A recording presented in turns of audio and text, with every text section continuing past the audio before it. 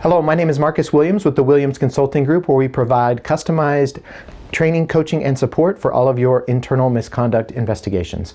I recently wrote an article on biased investigations, what that means, what it is, and what it isn't. So I encourage you to go on my website, williamsconsultgroup.com, to read that article. Part of that article said it is imperative that we recognize and acknowledge our own biases because we are all biased. You can't ensure that a bias is not dictating your investigation if you don't acknowledge what those are. So today I'm not going to talk about the science of bias, inherent, implicit, all that stuff. There are a lot of experts with a lot of great material, and I encourage you to educate yourself. Today I'm going to give you a practical exercise. So I want you to either take your phone or computer, a piece of paper, and you're going to take notes. You're going to take notes in 2 columns. Anytime you meet someone new, you see someone, you walk into a new situation, there is always a split-second reaction. It can be an emotional reaction, a hormonal, a thought.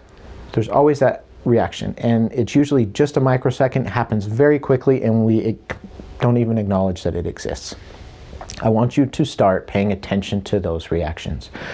So in column 1, you're going to write down the situation and write down what that initial reaction was. Not what you did, but what you felt or thought.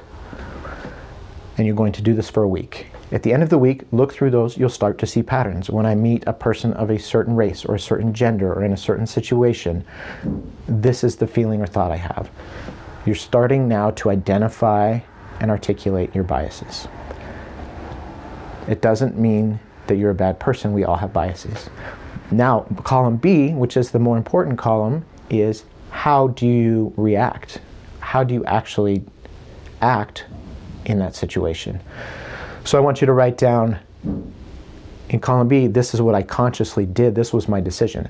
Those decisions, those actions are based on your values system, your education, your learning. You're reacting in a way that you know consciously is appropriate or right. And as you do that, you'll find that your bias in column A and your conscious decision in column B don't always match up. In fact, a lot of the time, they don't. Because you have the power to make your own decisions. No matter what your bias is, you are in control of your own decisions and actions. And you'll start to see that you have that power to do so. And by doing that, by making consciously the right decisions in those situations, you are starting to change those internal biases. And if you conducted this exercise over a long period of time, you will see those biases change. But right now, the point of this is to acknowledge and identify what your biases are, and then also recognize that they don't dictate your decisions.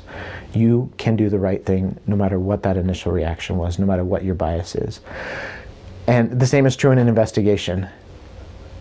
You have the power to act properly, follow the investigative steps, talk to people appropriately, no matter what your bias is. You can conduct an unbiased investigation because that's a decision. That's a conscious decision that you make. And your biases do not have to dictate your behavior. So let me know how the exercise goes. You can visit my website, williamsconsultgroup.com, and contact me there, or in the comments below. I'm interested to see how this goes for everyone. I hope this helps, and I hope this gets you thinking. And I will see you next time. Thanks for watching.